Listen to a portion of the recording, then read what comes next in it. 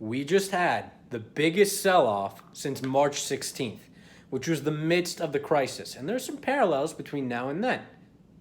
But does that mean I'm thinking that we're having some next ginormous crisis? No, but there are some parallels. There's rising cases in some areas of the country. There's economic uncertainty brewing, at least that sentiment is around. And there was a lot of selling that led to more selling. So, and before this, there was a slight rotation. The last 2 days have talked about this rotation out of the travel stocks, the laggards, back into mega cap tech.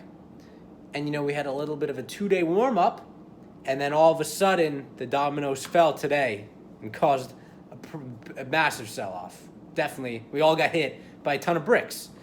But I'm not too worried yet, okay? I'm ready to adapt and become more worried. But the market didn't really break any of the technical thresholds. And this is a pullback that I've been hoping for and expecting for. And I've been saying I'm not too excited about buying because I've been hoping for. It just came in one day, except of over the course of 3 or 4 days or a week. I've been calling for the market to flatten out, and I don't think this changes the overall upward trajectory we are on. I might become corrected on that statement, okay? I don't have a crystal ball. I think today's sell-off was aggressive, but I think it was needed. I think we needed to sell off a little bit and hit a correction. A market correction is normal. We've had 3 or 4, maybe even 5% sell-offs since the bottom, all of which have proceeded to lead to a rally after. So we've been here before where we've had these sell-offs without any sort of real catalyst. Let's remember, there's no real catalyst. Nobody came out and said something. There wasn't a terrible jobs report or anything like that. There was the Fed yesterday that had a somewhat gloomy outlook, but their jobs numbers have always been, or expectations have always underwhelmed the reality. And I think the market, kind of digested that and then didn't necessarily like it today. And they decided they wanted to sell off. But the way I'm looking at it is I'm trying to take away all emotion. The market was aggressive today. I could be freaking out trying to sell everything, but I'm not. I'm taking a look and saying, you know what? The economy is recovering very well. Jobs numbers, very good. We added jobs in the month of May. We didn't even have New York or California. Now New York is starting to open. New York has less than 1,000 cases per day in the 600s. I think the economy is going better than expected. Now, I think the stock market was going better than expected, a little too hot. That's why Monday I was selling my cruise lines and my airlines and some of my casinos.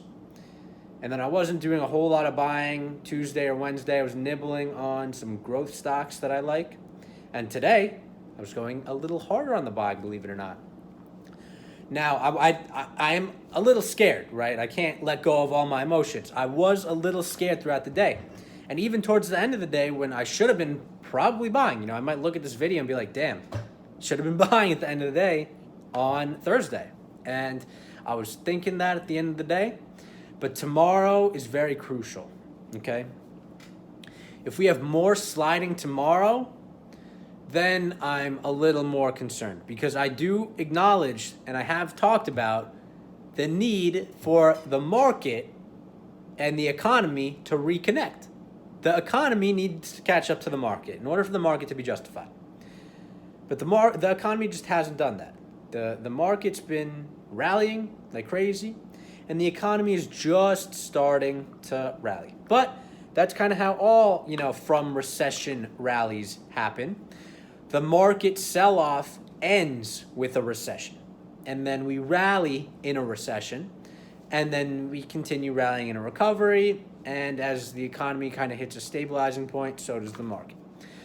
So I think the market has rallied, and I think the economy is beginning to hit a stabilizing and recovery point. But I think the market's rallied a little too hot, and I think it deserves to stabilize. The market at one point was too oversold, and then on Monday it was too overbought. Today it was a little bit oversold, and now I think we need to flatten out. So yes, we all got hit by a ton of bricks today. Yes, it's very easy to be super negative, but you want to not be like this all the time mentally. You want to be like this. So we just got to be calm. We got to acknowledge today was aggressive. It was a big sell-off.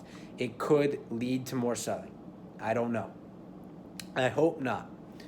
But I do think that this is a necessary correction that needed to happen, that didn't need to happen in one day, but did happen in one day.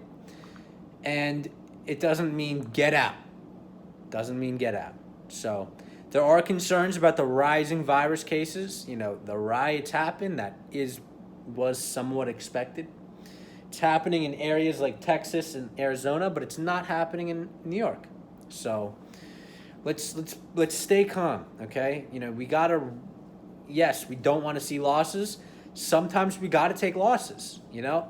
I wasn't buying at the bottom because I was afraid of taking losses. So losses happen. This is not, we're not David Portnoy on this channel saying the stocks only go up. The stocks don't only go up. Today was a good example of that.